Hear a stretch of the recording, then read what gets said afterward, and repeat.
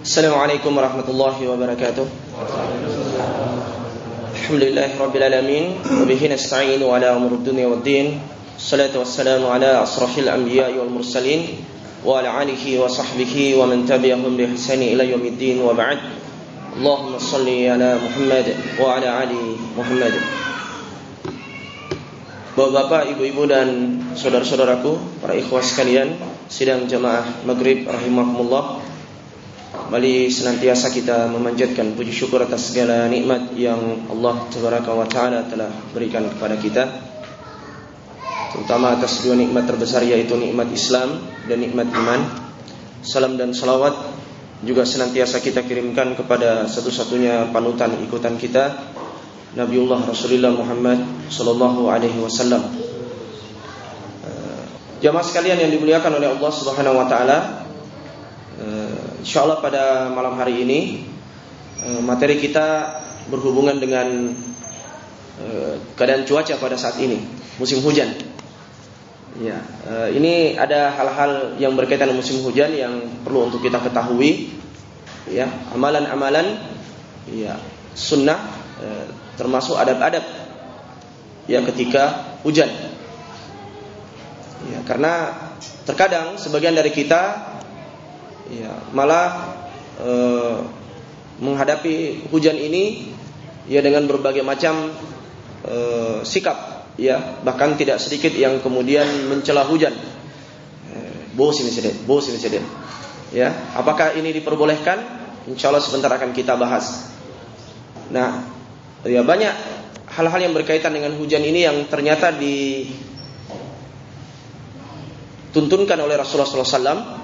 Ya, jadi ternyata semua hal dalam kehidupan kita ini telah diatur dalam Islam, bahkan termasuk bagaimana ya sikap kita terhadap hujan, ya amalan-amalan yang kita lakukan ya di musim hujan itu pun telah dituntunkan oleh Rasulullah SAW. Dan memang jamaah sekalian, tidak ada satupun dari sisi kehidupan kita ini yang tidak diatur oleh Islam. Ya. Hanya saya mengangkat saja sebagian dari amalan-amalan tersebut karena keterbatasan waktu. Pertama, ya, tuntunan Rasulullah SAW adalah merasa takut ketika melihat mendung gelap atau awan gelap. Ya, jadi dalam beberapa hadis sahih disebutkan Rasulullah SAW ketika melihat ya telah muncul awan gelap, ya mendung gelap di ufuk, itu beliau merasa takut dan kemudian berlindung kepada Allah Subhanahu wa Ta'ala. Ya, sebagaimana disebutkan dalam hadis sahih riwayat Imam Abu Daud dari istri beliau Aisyah radhiyallahu anna Nabi sallallahu alaihi wasallam kana idza ra'a nashi'an fi ufuq as-sama'i taraka al-'amal wa in kana fi salatin thumma yaqul Allahumma inni a'udzu bika min syarriha Allahumma inni a'udzu bika min syarriha, ya, fa in mutira qala Allahumma sayyiban hani'a. Ya, jadi arti hadis ini, Nabi SAW apabila melihat awan gelap di ufuk langit, beliau meninggalkan aktivitasnya meskipun dalam salat, lalu beliau membaca Allahumma inni a'udzubika min syarriha. Ya Allah, aku berlindung kepadamu dari keburukannya. Ya, Allahumma inni a'udzubika min syarriha. Ya, tidak susah dihafal doanya, ya. Dan ketika hujan turun, ya artinya awan gelap itu ternyata menurunkan hujan, ya bukan badai, ya atau bencana alam, ya tapi hujan biasa, maka Rasulullah SAW kemudian berdoa Allahumma sayyiban hani'a. Ya Allah, jadikanlah hujan ini sebagai hujan yang ya bermanfaat, hujan yang bermanfaat. Ya, jadi ini juga ya diantara tuntunan Nabi ketika hujan turun, ya, kita membaca doa Allahumma sayyiban hani'a. Kemudian jamaah sekalian, istri beliau Aisyah radhiyallahu anha menceritakan, ya dalam riwayat yang lain, apabila Nabi sallallahu alaihi wasallam melihat mendung gelap di langit, beliau tidak tenang, keluar masuk dan wajahnya berubah. Ketika hujan turun, baru beliau merasa bahagia. Aisyah pun bertanya kepada Rasulullah SAW apa sebabnya. Maka Nabi SAW menjawab, saya tidak tahu ini mendung seperti apa. Bisa jadi ini seperti yang disampaikan kaum Ad. Tak kala mereka melihat adab itu berupa awan yang menuju ke lembah-lembah mereka, berkatalah mereka, inilah awan yang akan menurunkan hujan kepada kami. Ya, mereka mengira awan yang datang menuju ke perkampungan mereka itu ya awan yang membawa hujan. Ternyata awan itu awan yang membawa azab. Ya, maka Rasulullah mengatakan, bukan. Bahkan itulah azab yang kamu minta supaya datang dengan segera, yaitu angin yang mengandung azab yang pedih. Ya, hadis riwayat Imam Bukhari. Ya, jadi jamaah sekalian rahimakumullah, kalau kita melihat awan yang gelap, ya kita perlu khawatir. Karena ada dua kemungkinan. Bisa saja rahmat, menurunkan hujan biasa, tapi bisa juga berupa azab. Ya. Dan kita berlindung kepada Allah Subhanahu wa taala, jangan sampai ya awan yang gelap itu malah membawa azab. Kemudian yang kedua jamaah sekalian, di antara amalan ketika hujan turun, tadi kita sudah sebutkan, adalah membaca doa ketika hujan turun. Tadi kita sudah sebutkan hadisnya ya. Di antaranya adalah Allahumma sayyiban hani'an. Ya Allah, turunkanlah hujan yang bermanfaat. Dalam hadis yang lain, ya Rasulullah SAW mengajarkan kita doa ketika hujan turun, Allahumma sayyiban nafi'a. Ya, Allahumma sayyiban nafi'a, artinya sama. Ya Allah, turunkanlah hujan yang bermanfaat. Ya, turunkanlah hujan yang bermanfaat. Jadi bukan yang kita baca, bosi mesede, ya. Tapi yang kita baca doa ini, ya. Bukan malah mencela hujan, tapi malah kita berdoa ya agar hujan ini hujan yang bermanfaat. Ya, hujan yang bermanfaat. Termasuk jamaah sekalian, ketika hujan turun, ya kita juga disunnahkan ya membaca perkataan mutirna bi fadlillahi wa rahmatihi. Mutirna bi fadlillahi wa rahmatihi. Kita diberi hujan karena karunia dan rahmat Allah. Seperti dalam hadis riwayat Muslim, ya Rasulullah SAW bersabda, asbaha min ibadi mu'minun bi wa kafirun, fa amma man qala mutirna bi fadlillah wa rahmatihi, fadzalika mu'minun bi wa kafarin bil qawkibi, wa amma man qala mutirna bi nau kada wa kada, ya fadzalika kafirun bi mu'minin bil qawkib. Ya, jadi pada pagi hari di antara hambaku ada yang beriman kepadaku dan ada yang kafir. Siapa yang mengatakan mutirna bi fadlillahi wa rahmati, ya mutirna bi fadlillahi wa rahmati, kita diberi hujan karena karunia dan rahmat Allah, maka dialah yang beriman kepadaku dan kufur terhadap bintang-bintang. Ya, maksudnya tidak memiliki keyakinan bahwa bintang-bintang itulah yang menjadi sebab turunnya hujan. Karena ada sebagian ya manusia termasuk yang mengaku kaum muslimin meyakini bahwa bintang-bintang itulah yang menurunkan hujan. Ya. Sedangkan yang mengatakan mutirna bin nau kada wa kada, mutirna bin nau kada wa kada, kami diberi hujan karena sebab bintang ini dan bintang itu, ya bintang ini dan bintang ini, maka dialah yang kufur. Ya, dialah yang kufur kepadaku dan beriman kepada bintang-bintang. Ya, dari hadis ini jamaah sekalian terdapat dalil sunahkan mengucapkan mutirna bi fadlillahi wa rahmati setelah turun hujan sebagai tanda syukur akan nikmat Allah Subhanahu wa taala. Ya, salah seorang ulama besar abad ini Syekh Muhammad bin Shalih Al-Utsaimin menjelaskan hadis ini. Beliau mengatakan tidak boleh bagi seorang menyandarkan turunnya hujan karena sebab bintang-bintang. Hal ini bisa termasuk kufur akbar yang menyebabkan seorang keluar dari Islam jika meyakini bahwa bintang tersebut adalah yang menciptakan hujan. Namun kalau menganggap bintang itu hanya sebagai sebab, maka seperti ini termasuk kufur asghar, yang tidak menyebabkan pelakunya keluar dari Islam, tapi ini juga tetap berbahaya. Ingatlah bahwa bintang tidak memberikan pengaruh terjadinya hujan. Bintang hanya sekedar waktu semata. Ya, bintang hanya sekedar waktu semata. Ya, kan ada biasa orang, wah, itu bintang sudah muncul. Ya, ini nanti akan hujan ini. Ya, kalau itu hanya sekedar ya meyakini bahwa bintang itu menurunkan hujan, sudah kafir. Tapi kalau sebagai sebab, maka dia kufur asghar. Ya. Kemudian jamaah sekalian, disunnahkan pada waktu hujan, ya apalagi sekarang musim hujan, kita memperbanyak doa. Ya, jadi di antara waktu yang mustajab, ya, waktu yang mustajab, waktu-waktu di mana dikabulkannya doa adalah pada waktu turunnya hujan.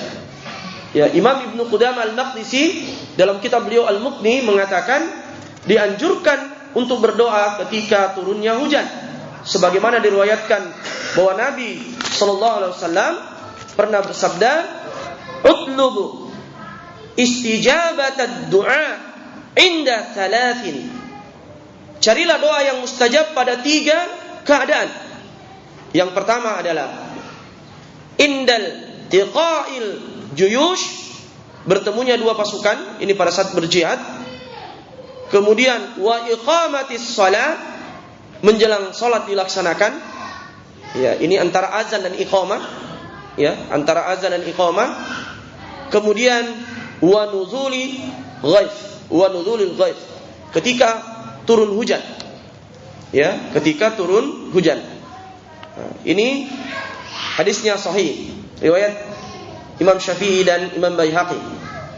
Ya, dalam hadis yang lain dari Sa'ad bin Sa'ad, ya, hadis sahih riwayat Abu Daud dan Ad-Darimi, ya, Rasulullah bersabda, 2 orang yang tidak ditolak doanya. Ya, 2 orang yang tidak ditolak doanya, sintani la turaddan. Ya. Ketika azan, jadi kata beliau, ya, 2 orang yang tidak ditolak doanya, ya, yaitu ketika azan dan ketika rapatnya barisan pada saat perang. Ya. Nah, kemudian jamaah sekalian, yang berikutnya adalah ketika turun hujan lebat, kita juga disunnahkan berdoa, ya, yang bunyinya Allahumma hawalaina, ya, Allahumma hawalaina wala alaina. Ya Allah, turunkanlah hujan di sekitar kami, bukan untuk merusak kami. Ya. Jadi Allahumma hawalaina wala alaina. Ya Allah, turunkanlah hujan di sekitar kami, bukan untuk merusak kami. Ya, jadi kita berdoa supaya jangan sampai hujan itu malah merupakan adab.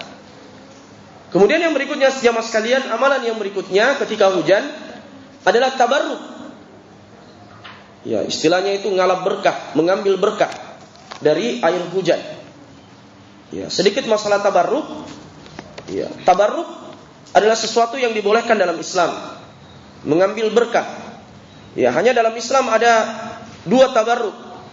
Tabarruk syariah, tabarruk yang diperbolehkan karena ada dalilnya dari Quran dan hadis. Dan yang kedua adalah tabarruk syirkiyah, ya, tabarruk yang berbau syirik dan bid'ah. Ya, dan ini yang harus kita hindari. Tabarruk syariah adalah tabarruk yang ada dalilnya, artinya dibolehkan. Ya, seperti pada zaman Nabi, bolehnya bertabarruk dengan benda bekas pakai Nabi dan bagian tubuh Nabi. Seperti riwayat-riwayat yang sering kita dengar, misalnya bertabarruk, sebagian sahabat bertabarruk dengan air keringat Nabi. Ya. Kalau Nabi berkeringat, mereka kumpulkan air keringatnya, dijadikan minyak wangi karena memang baunya wangi. Tapi kalau kita, ada yang mau biar ustadz, biar ulama kondang, ya, tidak ada yang keringatnya harum, ya, hanya Rasulullah. Ya, termasuk sahabat bertabaruk dengan potongan rambut Nabi. Ya, kalau rambut Nabi dicukur, sahabat berebutan mengambil rambut Nabi. Ya. tidak jatuh di tanah. Belum sampai jatuh di tanah sudah diperebutkan.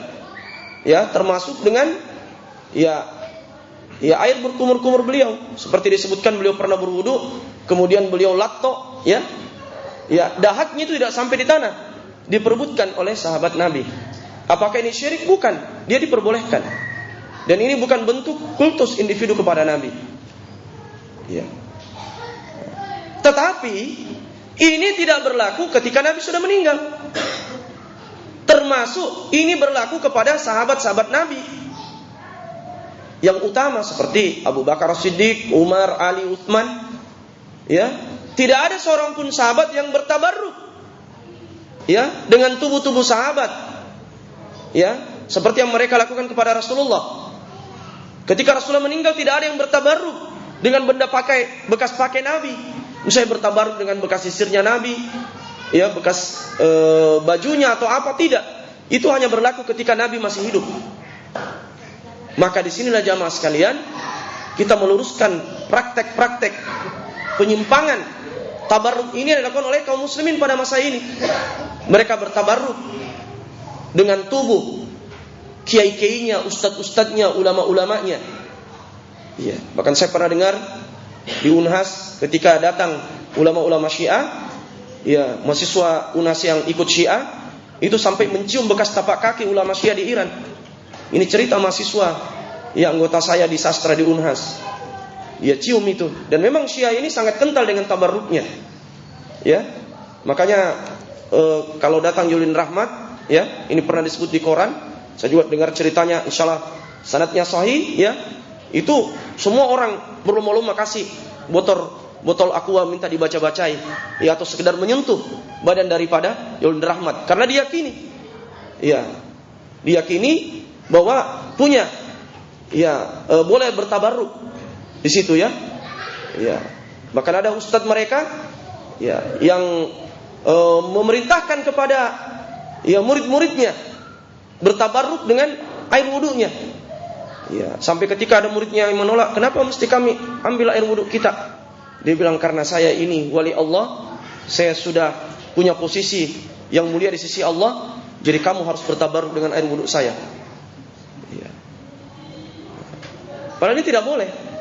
Ya, sampai pernah saya baca di internet tulisan Ustadz, salah seorang mantan pengurus LPPI, beliau menceritakan ada anak-anak Unhas tahun 98 datang ke Bandung ingin bertemu dengan Julin Rahmat, tidak ketemu. Ya, ini kisah nyata, ya. Tidak ketemu di sana, akhirnya karena ingin bertabarruk, ya, pas pulang dia lihat ada mahasiswa lihat tempat sepatunya Julin Rahmat, diambil, ya. Kemudian sudah itu kebetulan depan rumahnya Julin Rahmat di Bandung ada genangan air, ya. Ini salah seorang saksi yang cerita, ini mahasiswa yang ikut juga. Ya, dia isi air itu dengan sepatu itu dengan air, dia kocok-kocok, kasih masuk di botol aqua. Ya, ditanya, "Untuk apa itu?" Ya, daripada kita tidak ketemu dengan ustadz kita ambil berkah dari dia, mending sepatunya, pasti ada berkahnya. Ya, nanti saya minum ini. Ya, Masya Allah. Ya, mungkin kita bilang mau-maunya, tapi ikhwafillah, tidak mengherankan, kasus-kasus begini banyak. Ya. Bukan hanya dilakukan oleh orang-orang Syiah, tapi orang-orang yang mengaku muslim banyak di negeri kita ini. Ya. Jangankan bertabaruk dengan ustaz, bertabaruk dengan binatang pun mereka lakukan, benda-benda keramat. Ya, sudah sering saya ceritakan, ya. Ya, satu tradisi di negeri kita ini, ya, adalah penyucian benda-benda keramat, keris tombak yang ratusan tahun. Ya, logam-logam yang jelas sudah banyak timbalnya itu, ya, karatnya. Dicuci. Kemudian airnya diperebutkan. Ya, malah di Sengkang atau di mana saya pernah dengar itu di koran, ya, itu masyarakat berdiri di bawah rumah panggung tempat benda-benda keramat itu. Ditampung itu airnya di ember. Setelah itu mereka perebutkan dan mereka minum. Ya. Coba bayangkan jemaah sekalian, bahkan bertabaruk dengan binatang. Ya, ada kerbau dianggap keramat, dianggap bisa meluluskan semua permintaan kita. Ya, Kiai Slamet, ya, fenomenal itu, ya, Surakarta, keluar nanti tiap malam satu syuro. Apa yang paling ditunggu-tunggu? air kencing dan kotorannya. Masya Allah. Kiai Slamet. Ya, saya lupa patenkan nama saya, biar Kerba juga ambil nama saya. Ya. Apa dibolehkan tabaruk seperti ini? Ya, termasuk kasus yang menghebohkan beberapa waktu yang lalu, ada jamaah haji dari Pangkep menggunting kiswah, ya, penutup dari Ka'bah. Bertabaruk dengan itu, dia meyakini bahwa ini bisa menyembuhkan berbagai penyakit. Ya, ini tidak boleh. Tidak ada dalilnya. Tidak ada dalilnya. Ya, termasuk bertabaruk dengan bekas makanan ustadz kita. Jangan sampai makan sama Ustadz Yusron, Ustadz simpan kakak makanan tak. Ambil. Kenapa? Masih lapar ke olain tong, itu masalah ya. Ya maksudnya, ya saya mau ambil berkahnya. Ya, seperti kisahnya Ustadz Yani. Waktu baru lulus dari Madinah, pergi ke kampungnya. Wah, itu orang, wah Ustadz kasih makanan tak. Kenapa? Saya mau ambil berkahnya ini. Ya, kalau kita makan ini pasti ada berkahnya. Tidak boleh. Ya, makanan memang ada berkahnya kalau kita berdoa, tapi bukan dengan cara seperti itu. Jadi ini tabaruk tidak ada dasarnya. Jadi kalau tabaruk itu tidak ada dasarnya, tidak boleh. Tidak boleh. Ya, karena bisa menjerumuskan kepada kesyirikan dan bidah. Ya, yang kita boleh lakukan bertabaruk dengan yang ada dasarnya. Seperti misalnya bertabaruk dengan air hujan, ya. Bertabaruk dengan air Zam-Zam. Ada hadisnya kan? Bertabaruk dengan membaca Al-Qur'an. Bertabaruk dengan sholat di Masjid Nabawi dan ya Masjidil Haram. Ya, intinya kalau ada dalilnya diperbolehkan, silahkan lakukan. Tapi yang tidak ada dalilnya jangan. Ya, seperti bertabaruk dengan air cucian benda-benda keramat, masya Allah. Iya, pantaskah itu? Ya, siapa di sini ada mahasiswa kimia? Ya, mahasiswa kimia ya.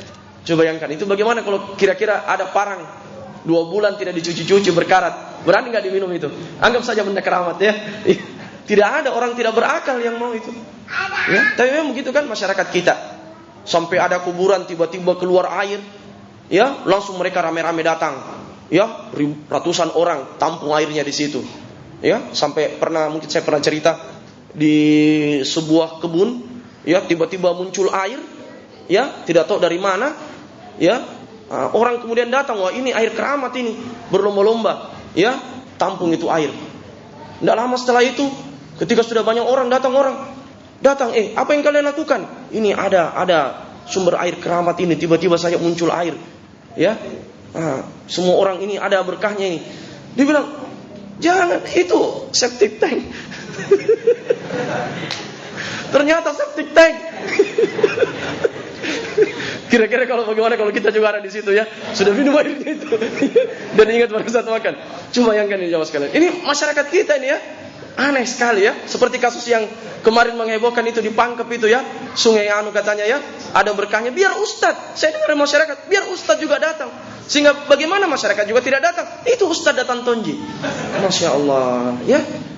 Luar biasa, bisa yang mau lancar jodoh, yang mau punya anak, yang mau lancar rezeki, semua ada.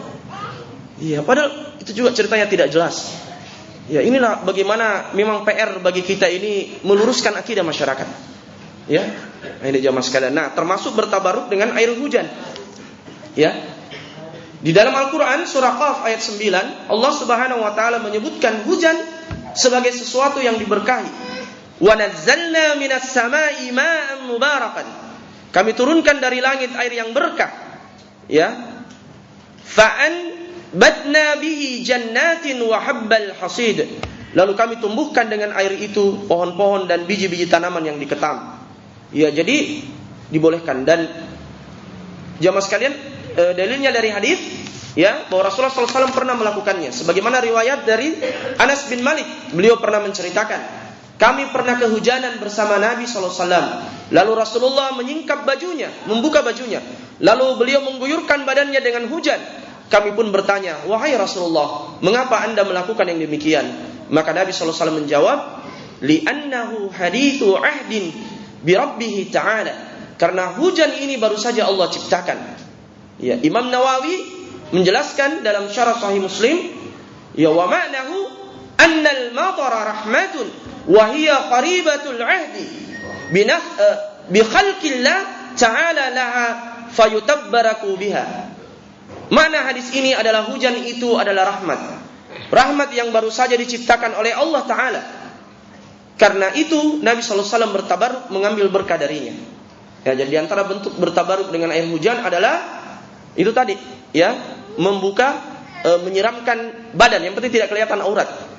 Iya, ini kayaknya mungkin termasuk saya ya, belum praktekkan ini ya. Iya, jadi kalau hujan baru, terutama hujan yang baru turun, tidak apa-apa kita mandi-mandi hujan.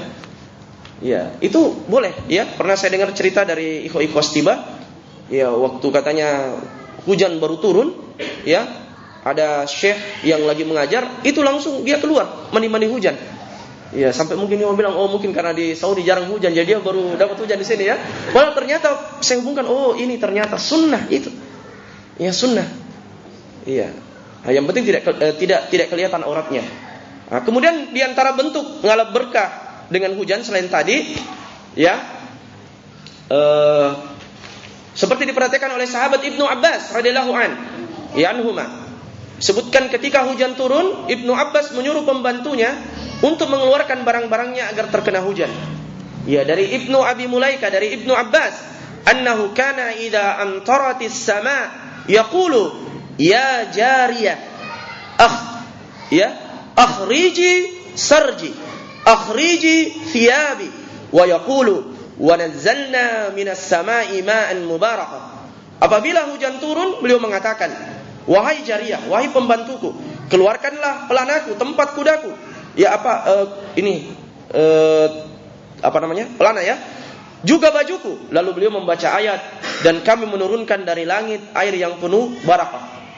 Ya, jadi dari ini perbuatannya sahabat Ibnu Abbas, beliau mengeluarkan barang-barangnya.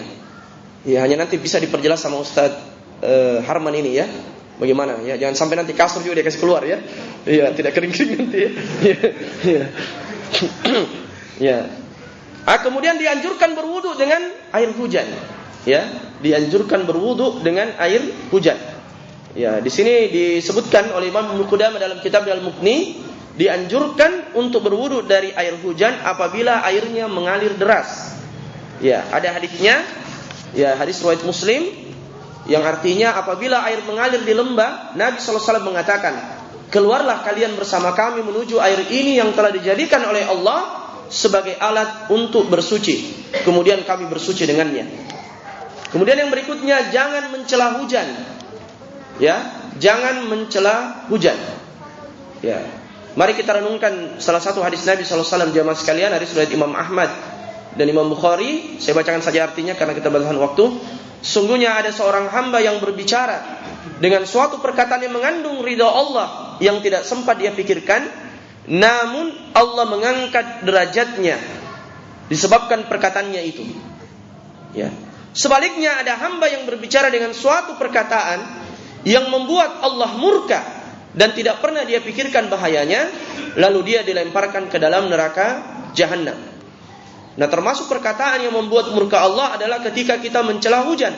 Karena mencela hujan berarti mencela zat yang menurunkan hujan. Ya, termasuk mencela waktu, mencela angin, itu kan semua Allah yang ciptakan. Ya. Nah, jadi sama artinya kita memprotes Allah yang telah menetapkan takdir. Ya, sebagaimana disebutkan dalam hadits qudsi, Allah Ta'ala berfirman, manusia menyakiti aku, yu'dhini ibnu Adam, yasubbud dahra wa anad dahr. Dia mencaci maki waktu, masa, dahr, padahal akulah yang merupakan pemilik masa. Akulah yang mengatur malam dan siang. Jadi kalau mencela waktu dilarang, tentu saja juga mencela hujan dilarang. Ya. Nah, rincian hukum mencela hujan jamaah sekalian. Ada dua ya. Rincian hukum mencela hujan. Yang dimaksud di sini mencela hujan, kalau kita memang bermaksud untuk ya mencela takdir Allah. Hujan misalnya. Gara-gara hujan ini, gara-gara hujan. Ya, kenapa hujan lagi? Itu tidak boleh. Tapi kalau misalnya dia sekedar memberitakan, misalnya mengatakan sepatu saya rusak karena kehujanan, rumah saya banjir karena kehujanan, itu tidak mencela ya. Tidak mencela. Ya, jadi kalau sekedar memberitakan ya, tidak termasuk mencela. Tapi yang termasuk mencela adalah apabila kita memang langsung. Ya, hujan lagi. Gara-gara hujan ini. Tidak jadi kak menikah, tak bongkar anu. Ya, tendanya. Nah, ini tidak boleh ya. Ya, ini jamaah sekalian. Ya, insyaallah 5 menit lagi ya. Nah, kemudian jamaah sekalian, ada yang berikutnya, ada beberapa hukum juga tambahan berkaitan dengan hujan. Ya, yang pertama adalah salat di rumah ketika hujan keras. Ya, salat di rumah ketika hujan deras. Ya. Imam Nawawi dalam Sahih Muslim itu ada menuliskan dalam Syarah Sahih Muslim ada satu bab salat di rumah ketika hujan. Ya, salat di rumah ketika hujan. Nah, ini saya bacakan beberapa hadisnya, langsung saja artinya. Nafi berkata kepada Ibnu Umar, pernah berazan ketika salat di waktu malam yang dingin dan berangin. Kemudian beliau mengatakan, "Ala sallu fi rihal. Ala sallu fi rihal. Hendaklah kalian salat di rumah kalian." Kemudian Ibnu Umar mengatakan, dulu Rasulullah SAW memerintahkan muadzin ketika keadaan malam itu dingin dan berhujan untuk mengucapkan ala sallu fi rihal. Ala sallu fi rihal. Ini hadis riwayat Muslim. Dalam hadis yang lain juga dari Nafi Maula, pembantunya Ibnu Umar, bahwasanya dia pernah berazan untuk salat di malam yang dingin, berangin kencang dan hujan. Kemudian dia mengatakan di akhir azan, ala sallu fi rihalikum. Ala sallu fi rihal. Ala sallu fi rihalikum. Ala sallu fi rihal. Hendaklah salat di rumah kalian, hendaklah salat di rumah kalian. Kemudian beliau mengatakan, sungguhnya Rasulullah SAW biasa menyuruh muadzin apabila cuaca malam dingin dan berhujan, ketika beliau bersafar perjalanan jauh untuk mengucapkan ala sallu fi rihalikum, hendaklah salat di kendaraan kalian masing-masing. Ya. Dan ada lagi beberapa hadis yang semakna dengan ini jamaah sekalian. Ya, sehingga Imam Nawawi menyimpulkan, beliau mengatakan dari hadis-hadis di atas terdapat dalil tentang keringanan untuk tidak melaksanakan salat berjamaah ketika turun hujan, sebagaimana uzur halangan yang lainnya. Dan salat berjamaah, sebagaimana yang dipilih oleh Syafi'iyah, karena Imam Nawawi ini mazhab Syafi'iyah, adalah salat yang muakkad. Dan tidak salat jamaah di dalam kondisi seperti ini adalah suatu hal yang diperbolehkan bagi orang yang susah dan sulit melakukannya. Bagi orang yang sulit melakukannya. Imam Syekh Sabit menyebutkan dalam kitabnya Fiqhus Sunnah, para ulama bersepakat ijma' bahwa tidak mengikuti salat berjamaah ketika hujan deras, malam yang gelap dan berangin kencang, dan uzur lainnya adalah boleh. Adalah boleh. Kemudian apa lafaz azannya? Dari hadis-hadis tadi ada disimpulkan 3. Pertama, ala sallu fi rihal. Yang kedua, ala sallu fi rihalikum. Yang ketiga, sallu fi buyutikum. Di mana tempatnya? Bisa di tengah azan. Ada hadis riwayat dari Ibnu Abbas, antara setelah mengganti hayya 'alas shalah, mengganti hayya 'alas shalah. Dan dari hadis tadi Nafi, yaitu di mana? Di akhir azan. Nah, ini mungkin kita belum pernah dengar ini kita belum pernah, saya seumur umur belum pernah dengar ada muadzin ketika hujan keras mengucapkan, padahal ini sunnah. Dan tidak boleh kita mengatakan, wah ini menurunkan semangat orang ini salat berjamaah, semakin banyak pahalanya, kita hujan-hujan. Padahal ini sunnah Nabi, ini keringanan. Dan ingat, kalau ada keringanan yang diberikan oleh Rasulullah dan Allah, kita ambil. Sebagaimana hadis Nabi, ada hadis sahih, sungguhnya Allah senang jika diambil rukhsah, kemudahan yang diberikannya kepada kita, sebagaimana Allah tidak senang jika kita melanggar larangannya. Ini keringanan. Hanya jamaah sekalian, kalau kita mau ke masjid, maka itu jauh lebih afdal. Artinya kalau dalam kondisi seperti itu, seperti disebutkan oleh Syekh Abu Malik, penulis Syarah Fiqhus Sunnah, beliau mengatakan, akan tetapi lebih afdal, lebih utama adalah pergi ke masjid untuk berjamaah. Sebagaimana disebutkan dari hadis Abu Sa'id Al-Khudri, beliau mengatakan, tak kala awan muncul, turunlah hujan hingga membasahi atap, ya, yang terbuat dari pelepah kurma. Kemudian sholat ditegakkan, lalu saya melihat Nabi SAW sujud di atas air dan lumpur, sehingga saya melihat bekas lumpur di dahinya. Ya, kalau dulu zaman sahabat lebih berat lagi ya. Kalau kita kan sekarang ya mesti tetap bersih. Kalau dulu kalau hujan pasti masuk, ya sehingga karena dia punya lantai masjid itu masih dari tanah, jadi dia berlumpur. Lebih berat memang. Tapi walaupun sekarang mungkin kita mengatakan sudah ada mantel, ada payung, ya, kita juga sampai di masjidnya juga, ya berarti tidak bocor gentengnya ya. Ya, masjidnya juga aman dari air, ya. Apakah kemudian hilang ini? Ya, sudah tidak ada ilah, tidak, tetap. Ya, kita boleh ya mengamalkan sunnah ini. Ya, karena Islam itu berlaku sepanjang zaman. Kemudahan ini tetap berlaku sampai sekarang. Tetapi kalaupun kita lebih mengambil ya untuk pergi salat berjamaah di masjid, maka insya Allah itu jauh lebih afdol. Dan tentang ukuran hujan ini jamaah sekalian, tentang ukuran hujan, ya ulama berbeda pendapat. Sebagian mengatakan yang dimaksud itu salat di rumah kita ketika turun hujan, yaitu ketika turun hujan keras, deras, yang mana ya pakaian kita bisa basah. Ya, kan biasa begitu ya. Pakaian kita bisa basah, alas kaki kita basah. Ya, dan memang berat. Ya, misalnya jalanan tergenang, berlumpur, hujannya keras, maka ini yang dimaksud kita baru dapat keringanan. Ya. Sedangkan sebagian ulama mengatakan, ya, yang penting hujan.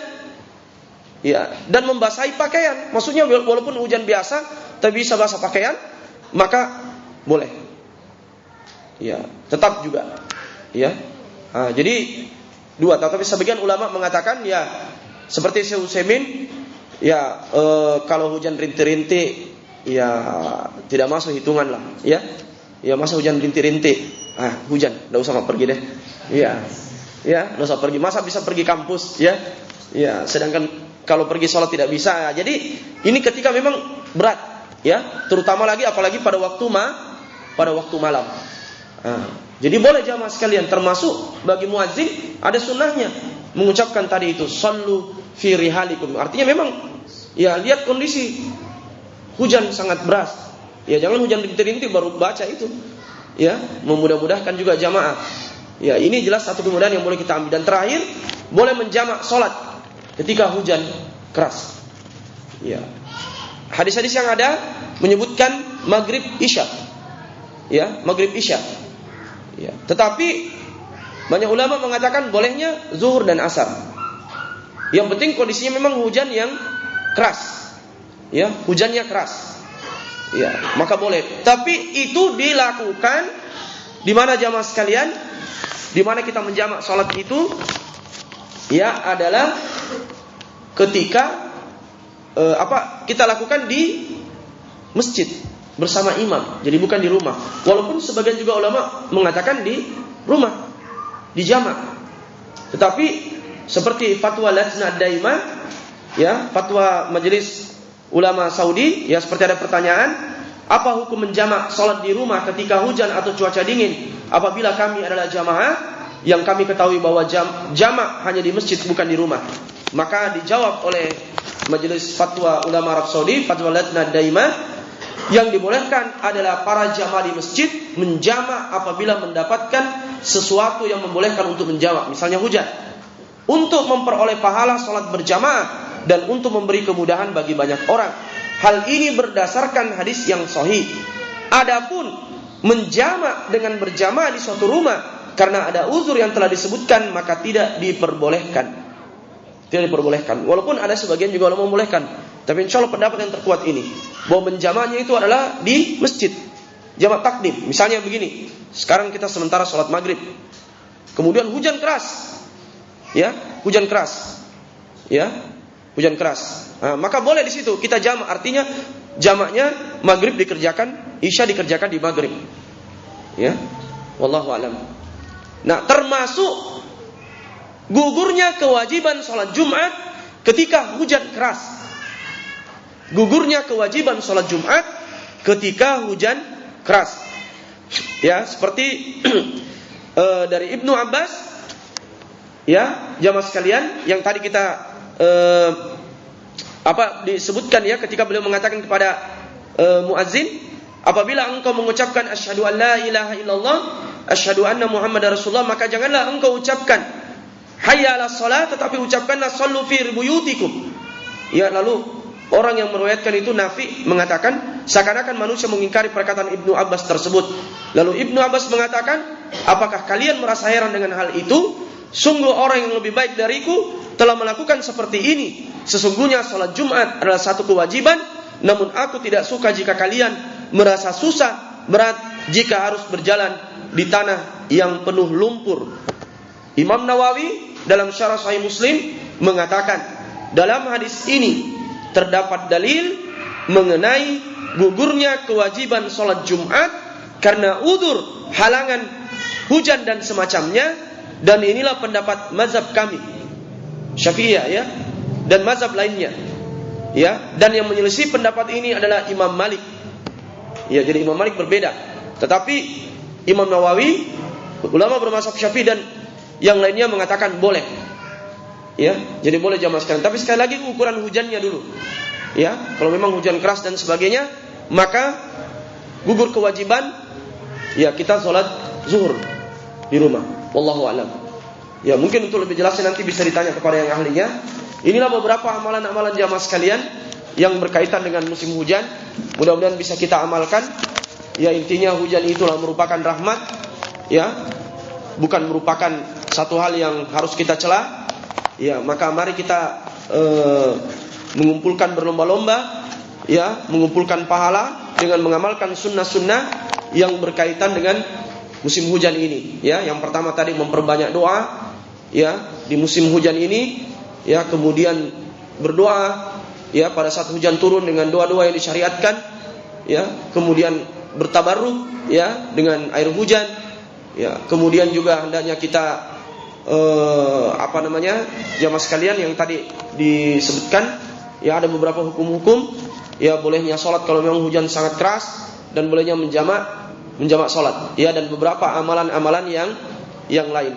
Ya, mudah-mudahan hujan yang Allah turunkan kepada kita, ya, kita harapkan senantiasa merupakan rahmat dan bukan merupakan azab.